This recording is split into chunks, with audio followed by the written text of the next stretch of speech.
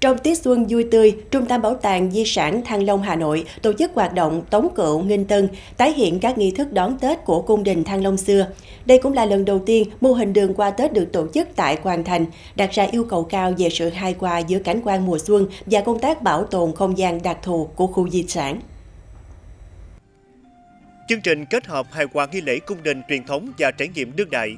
Năm nay nghi lễ có nhiều điểm mới. Không gian Hoàng Thành Thăng Long được trang hoàng rực rỡ với con đường hoa trải dài từ cổng Đoan Môn đến Điện Kính Thiên, trở thành điểm check-in hấp dẫn, thu hút đông đảo người dân và du khách. Với chủ đề Bình minh khát vọng, đường hoa gợi mở khoảnh khắc chuyển giao mang tính biểu tượng giữa ký ức kinh đô ngàn năm và khát vọng phát triển của thủ đô Hà Nội trong thời đại mới.